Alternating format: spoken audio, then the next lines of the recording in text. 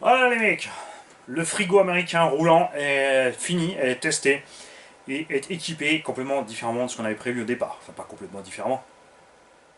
On a changé la carreau parce que la carreau de Chevrolet Camaro SS que j'avais, c'est Fred qui me l'a piqué. Ça tombe bien, mais finalement je le préfère avec cette carreau de Jeep. Euh, Ça le fait méchamment parce que les découpes de roues sont grandes et ça va super bien avec ces roues pistes. Ces roues MCD sont les softs.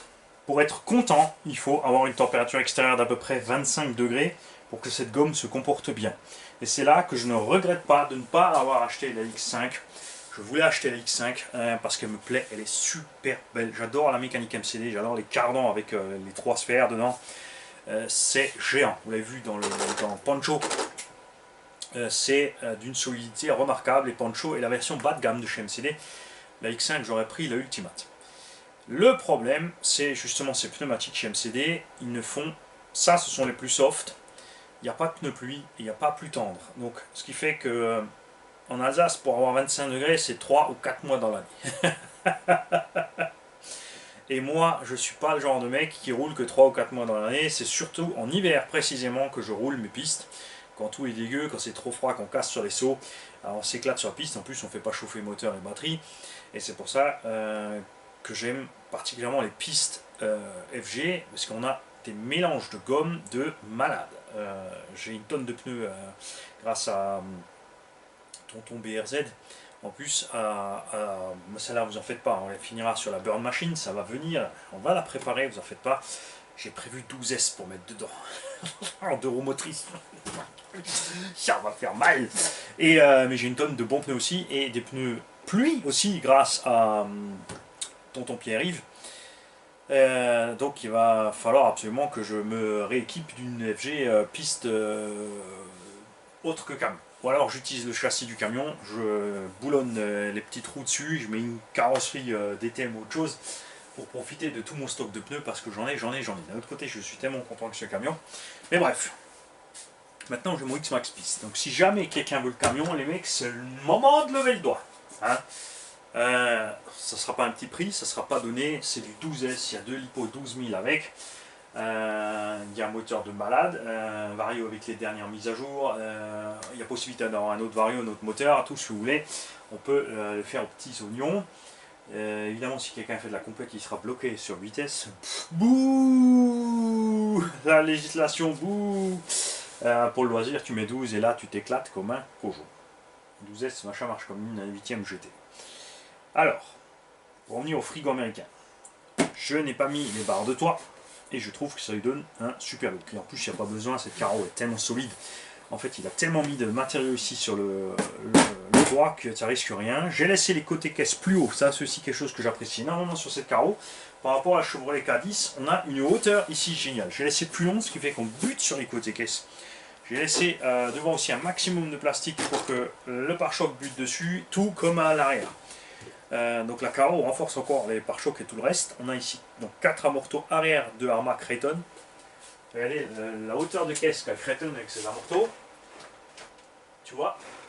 Et regarde ce que ça donne sur le X-Max. Il est à des pâquerettes tout simplement parce que Traxxas a fixé ses amortos aux 2/3 du bout des triangles. Alors que Arma l'a fixé à la moitié, ce qui explique aussi les casses sans arrêt de ces triangles Arma. Bon, maintenant qu'il fait chaud, ça va. Mais quand il faisait plus froid, c'était un problème. En dessous, on avait donc prévu le combo Hobby-Wing 1650 kV en vitesse. Avec le max 6 pour tester.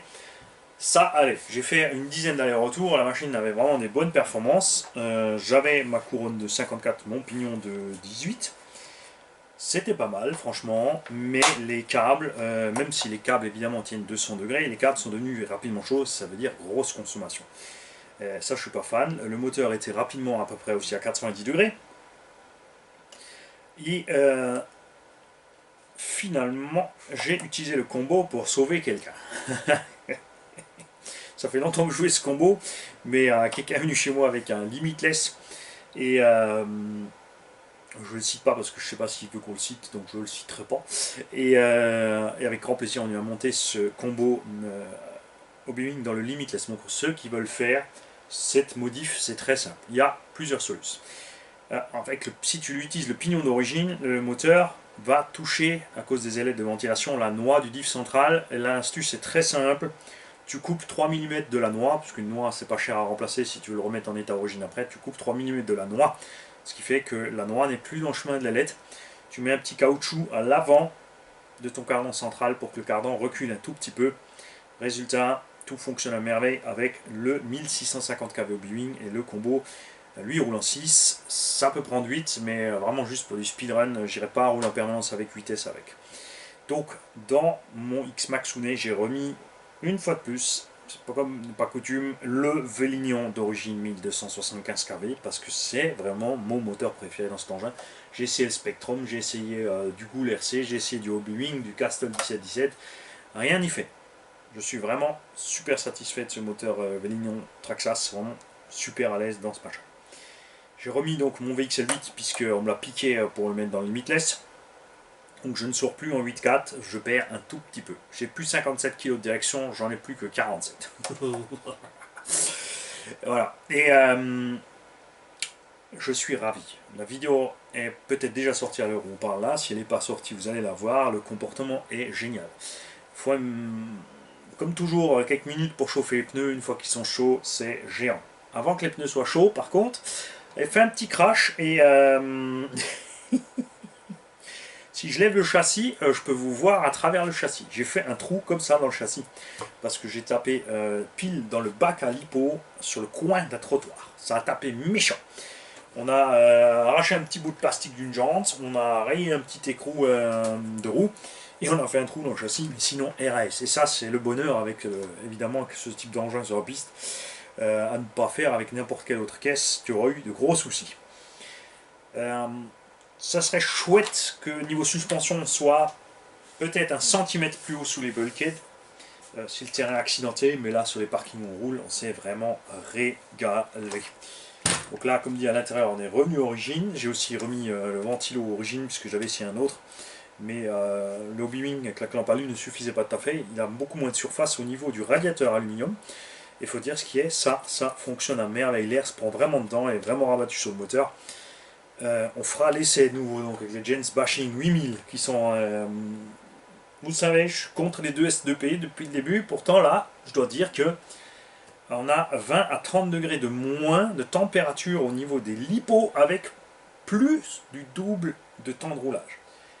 Avec les Gens Bashing 5000, je fais un quart d'heure à ce rythme-là. Elles ont 45 degrés, je suis au cut-off. Avec les 8000, j'ai fait 35 minutes avant d'être au cut-off. J'étais à 3,5 sur les cellules. La batterie était à 35 degrés. Et dans le tout-terrain, on est descendu à 25-27. Folie. Là, j'ai la toute petite couronne de 46. Par contre, j'ai quand même que le pignon 18. Je ne suis pas grimpé sur le pignon. On a un petit 70. Suffit large pour ce qu'on fait sur le parking, pour s'amuser. Évidemment, si on va au MVHS dans la ligne droite, ça va traîner. Le moteur va beugler, ça va chauffer. À voir s'il ne faut pas mettre un pignon plus gros juste pour éviter d'être trop tout le temps dans les tours. Peut-être que j'avais un moteur chaud parce qu'il était tout le temps dans les tours. Parce que sa vie est peut-être trop simple comme ça. L'engin avec la grosse carreau et les grosses batteries dedans fait 10 kg. J'ai 10 kg 400 avec la sacoche de transport sur la balance avec les 8000 à bord. Parce qu'évidemment on a économisé un max de poids sur les pneus, un petit peu sur les amortos. Tout le reste c'est pareil. Voilà. Donc ceux qui doutaient, qui ne l'ont pas acheté finalement, c'est raté. Et quand vous allez voir la vidéo, vous allez vous dire « Ah, mais pourquoi je ne l'ai pas pris ?» Après, il va falloir me caresser dans le sens du poil si vous le voulez quand même. Je vous le dis. Mais je pense garder le X-Max Piste, même s'il est moins puissant évidemment que Camtar. Je vais faire un X-Max Piste, un X-Max tout-terrain. Hein, diminuer ma collection perso, là vous allez dire ouais, ça fait 4 ans qu'il nous le dit, le mec il a encore des caisses de partout, il en a dans le garage, il en a à côté, il s'arrête jamais. Au grand dam de Lager. Salut les mecs.